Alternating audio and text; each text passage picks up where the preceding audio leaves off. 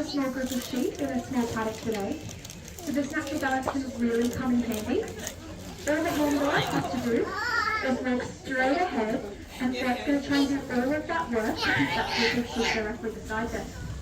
But if we were to rely on this natural balance to get those sheep through obstacles like the gates around us, the handler would have to stand directly in the middle and have the dogs push all of the sheep on top of them.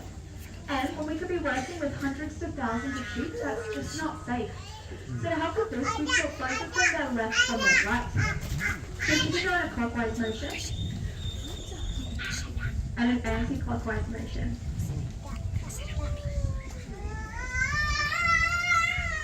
So we're going to show off a bit about what these breeds would be asked to do out on those really large farms. And like I mentioned before, they're going to use the gates and obstacles around us. We also have a couple of fallen legs, and this is to represent those trees or any strange objects they might find in their way. And this is really important because even if there's something new in their path when moving the sheep, they still need to get to their destination. So you may have already noticed that Aeon has done a couple of funny hand movements. This is just one of the ways that handlers can communicate with their dogs.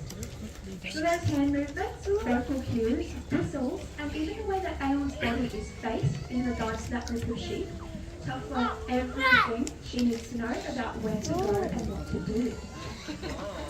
And even though they're born with these natural herding instincts, that relationship between the handler and their dog can take quite a bit of work.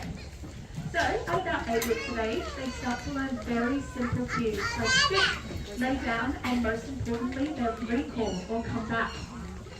It isn't until 6 months of age that they actually get introduced to sheep.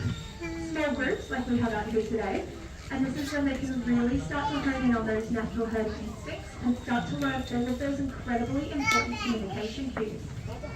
At 2 years of age is when they actually graduate. So this is where they can start working out on those very large farms with hundreds of thousands of sheep.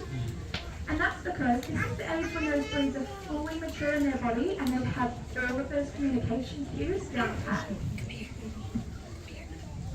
Now, if you've been to our raptor show, you would have seen that those birds free fly.